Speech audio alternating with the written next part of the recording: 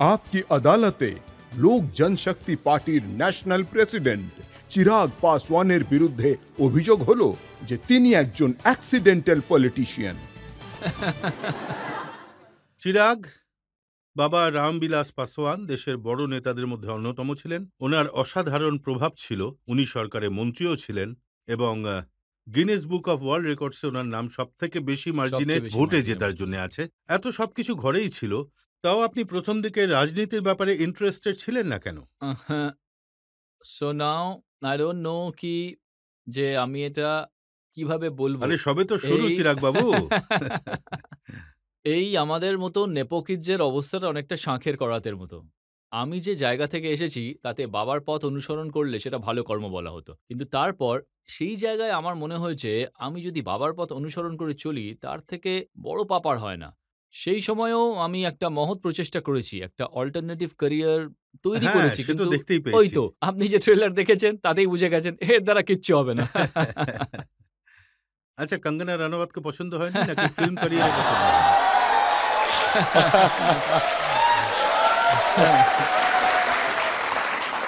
মানুষের আমাদের দুজনকে একসঙ্গে পছন্দ হয়নি। তবে এবার আমরা একসঙ্গে পার্লামেন্টে আসতে চলেছি।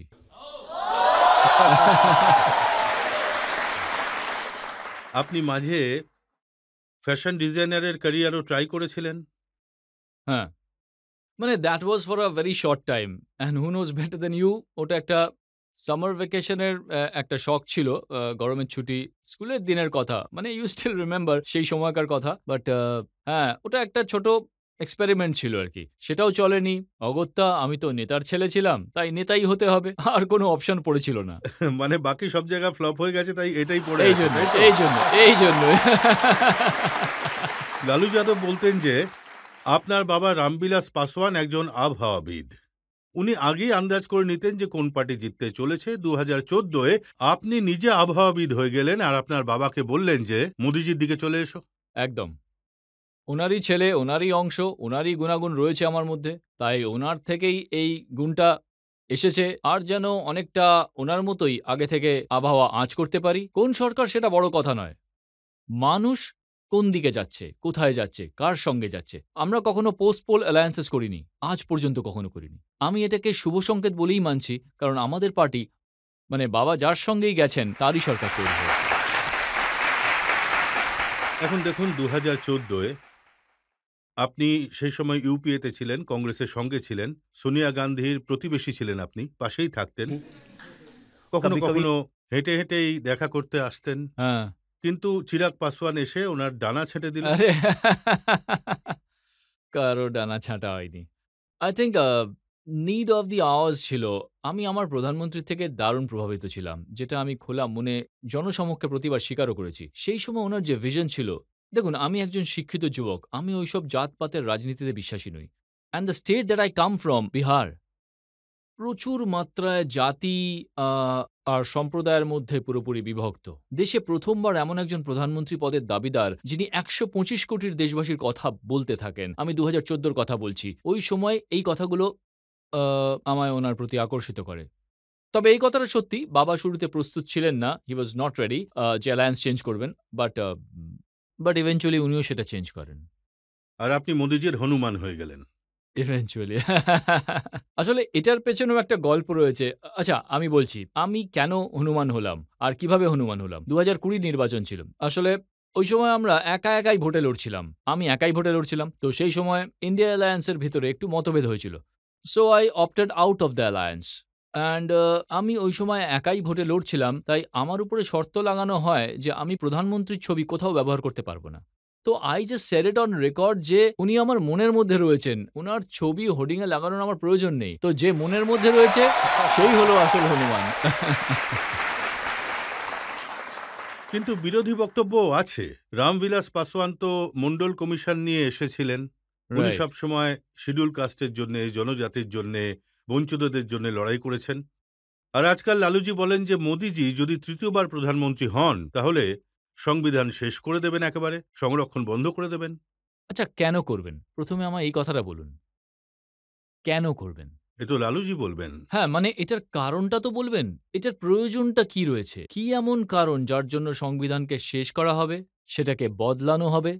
যে প্রধানমন্ত্রী আমাদের এই সংবিধানের জন্যই একটানা গুজরাটের মুখ্যমন্ত্রী ছিলেন, দুবার দেশের প্রধানমন্ত্রী, তৃতীয়বার দেশের প্রধানমন্ত্রী হতে চলেছেন। যে ব্যক্তি একটানা এই সংবিধানের দৌলতে দেশের রাজ্যের সর্বোচ্চ স্থানে ছিলেন, তার আসল কারণটা কি? তিনি সংবিধানকে বদলে ফেলবেন? আর কেন? বাবা সাহেবের তৈরি সংবিধান, এটা কি কোনো ইয়ার্কি নাকি?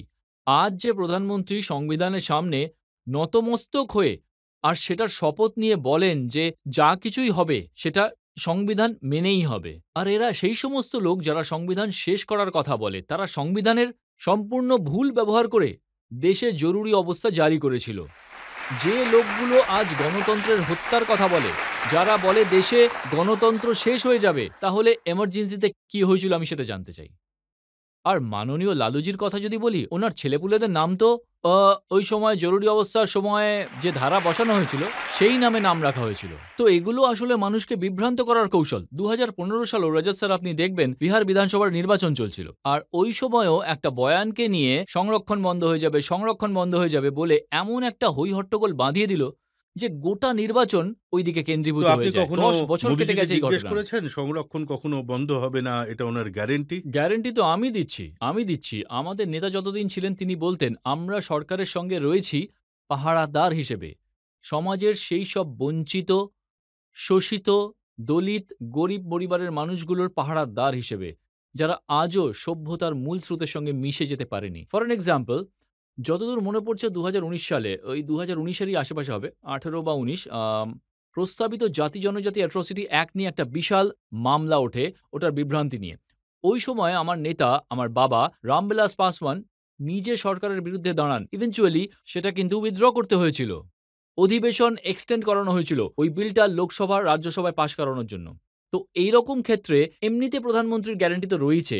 আর আজকের তারিখে আমিও গ্যারান্টি দিচ্ছি, যতক্ষণ চিরাগ পাসওয়ান রয়েছে, অন্তত এই ব্যাপারে ভয় পেতে হবে না যে কোনো গরিবের কেউ অধিকার ছিনিয়ে নিতে পারবে। এটা বিশ্বাস রাখতে পারেন। দ্বিতীয় কথা, লালুজি মনে করিয়ে দেন যে রামবিলাস পাসওয়ান তো সেকুলার ছিলেন, আর নরেন্দ্র মোদী মুসলমানদের বিপক্ষে রয়েছেন। ওনার রাজ্যে মুসলমানদের ওপর জুলুম হচ্ছে, তাদের ভয় দেখানো হচ্ছে। এনার সেকুলারিজমের অর্থটা সত্যিই আমার বোধগম্যের বাইরে। কোনো একটা বিশেষ ধর্মকে যদি তোষামোদ করাকে সেকুলারিজম বলা হয়, তাহলে আমি সেই সেকুলারিজমকে মানি না।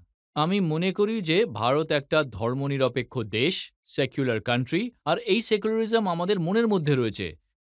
এর আড়ম্বর করে বা আমাদের প্রত্যেকের একটা আস্থা রয়েছে। রাজা স্যার দেখুন, আমি আমার আস্থা অনুযায়ী পুজো পাঠ করি। আর আমি জনসমক্ষে সবার সামনে মন্দিরে যাই। কিন্তু তার মানে এই নয় যে আমি অন্য কোনো ধর্মকে সম্মান করি না। ভারত হলো একমাত্র দেশ যেখানে এই লিবার্টিটা আপনি পান। আর এটা এমন একটা দেশ যেখানে এতটাই স্বাধীনতা রয়েছে যে আপনি যেকোনো ধর্ম পালন, যেকোনো ধর্ম যেভাবে খুশি আপনি পালন করতে পারেন। দেখুন, বিহারে আমি লালুজির ভাষণ শুনি, তেজস্বীর ভাষণ শুনি। ওনারা অভিযোগ করেন যে রাম মন্দিরের নাম করে ভোট চাওয়া হচ্ছে।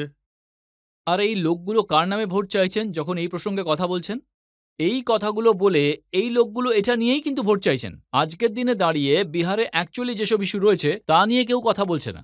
আরে রাম মন্দির দীর্ঘদিনের কথা, আর এতে নতুন কি রয়েছে? ভারতীয় জনতা পার্টির ম্যানিফেস্টো তো লেখা রয়েছে। আর আমার তো খুব আনন্দ হচ্ছে রাজাত স্যার, কারণ for once and for all এই বিবাদের সমাপ্তি ঘটেছে, যেটা নিয়ে কয়েক দশক ধরে রাজনীতি হয়েছে। আমরা দীর্ঘদিন ধরে দেখেছি, আমি জন্ম থেকে দেখে আসছি, ঠিক ভোটের সময় হলেই রাম মন্দিরের ইস্যু উঠে আসতো। ৮০-র দশকের শেষের দিকে, ৯০-এর দশকে, এরকম কত দশক আমরা কাটিয়ে দিয়েছি শুধুমাত্র রাম মন্দিরের বিবাদ নিয়ে নয়। তারপর ৩৭০ ধারা নিয়ে, উইমেন রিজার্ভেশন বিল নিয়ে দীর্ঘদিন যেটা চলেছে। এই সরকার অন্ততপক্ষে for once for and all এই সবকিছুর সমাধান তো করেছে। রাম মন্দির তৈরি হয়ে গেছে। যাদের বিশ্বাস আছে তারা সেখানে যাবে। এরা বলছে ওটাকে ইভেন্ট বানিয়ে দিয়েছে। আরে বাবা, ভগবান রাম ৫০০ বছর পর নিজের বাড়িতে যাচ্ছেন, সেটা কি বড় কথা নয়? যারা বিশ্বাস রাখেন আমার মতো মানুষের কাছে এটা তো অবশ্যই একটা বড় কথা। আর এরা বলছে যে এটাকে বিজেপির ইভেন্ট বানিয়ে দিয়েছে। আমায় বলুন তো বিজেপির কতজন কিন্তু মন্ত্রী দেখুন, আমরা রাহুল গান্ধীর কথা শুনেছি, আপনিও শুনেছেন হয়তো। রাহুল গান্ধী বলেছেন যে ওখানে আপনি অমিতাভ বচ্চনকে দেখেছেন, আপনি ঐশ্বর্য রায়কে নাচতে দেখেছেন, কোনো গরিব মানুষকে দেখেননি। কারণ ওরা তো ওখানে যাননি, তাহলে জানবেন কি করে কে ঐশ্বর্য কে ছিলেন? যাননি? হ্যাঁ, সেটাই তো। কারণ ওরা নিজেরাই যায়নি। জানেই না ওখানে সাধু-সন্ত সমাজ থেকে শুরু করে সমাজের প্রতিটা স্তরের মানুষ ছিল। আর এই সবার বিকাশের কথা তো আমাদের প্রধানমন্ত্রী নিজেই বলেন, "সবকা সাথ সবকা বিকাশ।" রাজনীতিকে এই ১ম বার সমস্ত ক্ষেত্রের সঙ্গে জোড়া হয়েছে। তা সেটা ইন্ডাস্ট্রিয়ালিস্টই হোক বা সেটা কোনো ভারতীয় সিনেমার সঙ্গেও যারা যুক্ত, তারাও তো আমাদের দেশের গৌরব, দেশের সম্মান। কেন তাকে রাজনীতির সঙ্গে যুক্ত করা হবে না? কেন তাকে এই ধরনের প্ল্যাটফর্মে ডাকা হবে না? তো সমাজের ধনী থেকে ধনী, গরিব থেকে গরিব ব্যক্তি সকলকে একসঙ্গে যুক্ত করে একই মঞ্চে আনার চিন্তাভাবনাই হলো সবকা সাথ সবকা বিকাশ। কিন্তু আপনি যতই সবকা সাথ সবকা বিকাশ বলুন, এটা তো নিশ্চয়ই জানেন যে বিহারে যে মুসলিম ভোটার রয়েছে তার একটা অংশের ভোট লালুজির পার্টির কাছে যাবে, আরজেডির কাছে না, যাবে। একদমই যাবে না। আমি বলছি, প্রতিবার যায়। আপনি আমার পরিসংখ্যান দেখুন। আমি আমার লোকসভায় জোর দিয়ে বলছি। ২০১৪ তে, ২০১৯ এ এই দুবারই এই কথাটা আমি জোর দিয়ে বলছি। প্রতিবার মুসলিমরা আমায় ভোট দিয়েছেন, যাদবরা আমায় ভোট দিয়েছেন। আর আমি বলছি রজত স্যার, আমি এই জাতপাত ধর্ম মানি না। আমি একটা জিনিস বুঝি না, কেন বিহারিকে মুসলমান বিহারি, আগড়া বিহারি, পিছড়া বিহারি, ওনারা বিহারি, ব্যাস এইটুকুই, এখানেই শেষ। যখন আমি বিহার ফার্স্ট, বিহারি ফার্স্ট এর কথা বলি, তখন আমি বিহারের ১৩ কোটি মানুষের কথা বলি। আর ভারতকে যদি উন্নত রাষ্ট্র বানাতে হয়, তাহলে আমাদের এত মতভেদের ঊর্ধ্বে উঠতে হবে, জাতপাত ধর্ম মানে সবকিছুর ঊর্ধ্বে উঠতে হবে। তবে ভারতে ফারাকটা অনেকটাই, এতটা ধনী, যারা ধনী তারা ধনী হয়ে চলেছেন আর গরিবরা গরিব হয়ে চলেছেন। সৎভাবে যদি একটা উন্নত রাষ্ট্র, উন্নত দেশ তৈরি করতে হয়, তাহলে এই ধনী আর গরিবের মধ্যে ব্যবধানটা আমাদের কমাতে হবে। গরিব মানুষকে দরিদ্র সীমার বাইরে বের করে আনতে হবে। ধনী মানুষদের যে সম্পদ রয়েছে সেটার একটা ইকুয়াল ডিস্ট্রিবিউশন হওয়া দরকার, যাতে সেটা সমাজের, দেশের গরিবদের কল্যাণের কাজে লাগানো যায়। জনতার মধ্যে থেকে দু একটা প্রশ্ন দিতে পারি। স্যার, আমার প্রশ্ন হলো যে এই কিছুদিন আগে তেজস্বী যাদব নবরাত্রির সময় মাছ খাওয়ার ভিডিও পোস্ট করেছিলেন, তো আপনার কি মনে হয় উনি ঠিক করেছেন? প্রথম কথা হলো যে কে কি খাচ্ছেন, কে কি খাচ্ছেন না, তা নিয়ে কারোরই কোনো মাথা ব্যথা থাকার প্রয়োজনই নেই। আপনি কি খাচ্ছেন বা খাচ্ছেন না, তাতে পৃথিবীর কারোর কিছু যায় আসে না। তাহলে এটা নিয়ে এত তামাশার কি দরকার? প্রবলেম অ্যারাইজেস যখন আপনি সেটা সবাইকে দেখাতে শুরু করেন। অ্যান্ড আপনি কিভাবে মাছ ছাড়াচ্ছেন সেটা দেখাচ্ছেন, তারপর একের পর এক জুসের বোতল দেখাচ্ছেন। এটা ওয়াটারমেলন জুস, এটা হলো অরেঞ্জ জুস, এই যে ছাতু বানিয়েছি, এটা এইভাবে খেতে হবে, এটা ওইভাবে, এটা লু থেকে বাঁচাবে, এটা গরম থেকে বাঁচাবে। আপনি কাকে দেখাচ্ছেন? যেখানে দেশে, আমাদের রাজ্যে একটা বড় সংখ্যক মানুষকে দুবেলার রুটি জোগাড় করতে হাড়ভাঙা পরিশ্রম করতে হয়। আপনার পাশে বসা আরেকজন নেতা বলছেন কিছু লোকের ঝাল লাগবে। মানে আপনি সেই উদ্দেশ্য নিয়ে এটা করছেন, তাই তো? আপনার ইনটেনশনই হলো যে আপনি একটা বড় অংশের জনগণের বিশ্বাসকে আপনি কোনো না কোনোভাবে আঘাত করা। নবরাত্রির ১ম দিন আমি নিজেও পুজো করে কাটাই। And the first thing I see is him মাছটাকে নিয়ে দেখাচ্ছেন হেলিকপ্টারে বসে। এর মানেটা কি? ভিডিওটা যদি একদিন আগের হয়ে থাকে, আপনার সোশ্যাল মিডিয়া টিম নিশ্চয়ই অ্যাক্টিভ যে তারা সেম ডে সেই পোস্টটা করতে পারত। নবরাত্রির ১ম দিনেই কেন পোস্টটা করতে হলো? তো this was absolutely not called for. এই ধরনের ভিডিও সবাইকে দেখানোর কোনো চিরাগ, উনি দরকারই ছিল বলছেন না। যে বিজেপি সরকার যদি তৃতীয়বার ক্ষমতায় আসে, তাহলে মোদিজি ঠিক করে দেবেন যে আপনি কি খাবেন, রিয়েলি? কি পান করবেন, কি পড়বেন। উনি ৩ বার তো গুজরাটের মুখ্যমন্ত্রী ছিলেন। গুজরাটে তো এমন কিছু ঘটনা ঘটেনি। এ রাজ্যে উনি এমন কিছু করেননি। সেই একই ব্যাপার রজত স্যার। যখন আপনার কাছে কোনো ইস্যু থাকে না, আপনি তখন কিই বা বলবেন? আপনি যখন একটা আঙুল সামনের দিকে তুলবেন, তখন বাকি আঙুলগুলো নিজে থেকেই আপনার দিকে চেয়ে থাকবে। আপনার কাছে অনেক সময় ছিল, যে পরিবার থেকে আপনি এসেছেন, আপনার পার্টি, আপনার পরিবারের সদস্য দীর্ঘদিন বিহারের সর্বোচ্চ পদে ছিল। আপনি চাইলে সব জিনিস আরো ভালো করে তুলতে পারতেন। কিন্তু আফসোসের সঙ্গে বলতে হচ্ছে, সেই ৯০ এর দশকে সেই জঙ্গলরাজই ছিল। ৯০ এর দশকে সবথেকে বেশি মানুষ বিহার থেকে পালিয়ে গেছেন। আজও আমার আ আ ছোটবেলার সঙ্গী যে ৯০ এর দশকে পালিয়ে গিয়েছিল, সে অন্য রাজ্যে গিয়ে যেখানে চাকরি করছে এখন, বাড়ি কিনেছে ওখানে, ও বিয়ে করেছে, ওদের বাচ্চা হয়েছে, আর ওই রাজ্যতেই থেকে গেছে। আজ যখন করোনা মহামারীর সময় নিজের রাজ্যে ও ফিরে এসেছে, তাকে প্রবাসী বলা হচ্ছে। প্রবাসী বলে ডাকা হচ্ছে। তো এইরকম পরিস্থিতিটা তৈরি করলো কে? কারা? তো ওনাদের কাছে এই প্রশ্নের উত্তর নেই, জানা নেই। তাই এই ধরনের মাথা মুন্ডুহীন কথাবার্তা, যেমন মোদি তৃতীয়বার ক্ষমতায় এলে সংবিধান শেষ হয়ে যাবে, গণতন্ত্র শেষ। আরে ভাই, উনি আজ থেকে নয়, সেই ২০০০ থেকে সেই উচ্চ পদে বসে আছেন। আগে এক রাজ্যের মুখ্যমন্ত্রী ছিলেন, আজ ২৫ বছর হতে চলল। না ওই রাজ্যে কোনো কিছু খারাপ হয়েছে, না দেশে কিছু খারাপ হয়েছে। তো ৪০০ পার হয়ে যাবে। 100%, 100%। আরো একটা প্রশ্ন নিতে পারি? হ্যাঁ। হ্যাঁ। স্যার যেভাবে আমরা দেখেছি যে কঙ্গনাজির সঙ্গে আপনার ফিল্ম রয়েছে, যেমনটা আমরা দেখছি কঙ্গনাজিও এবার রাজনীতিতে এসে গেছেন। তো আপনার তরফ থেকে ওনাকে কিছু টিপস দিতে চাইবে? যেটা ওনার আরে! রাজনৈতিক ক্যারিয়ারের জন্য হেল্পফুল হবে? আমি কঙ্গনাজিকে পার্সোনালিও চিনি আর উনার কারোর কোনো টিপসের দরকারই নেই। আর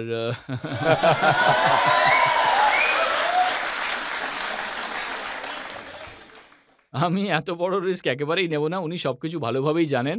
নিজের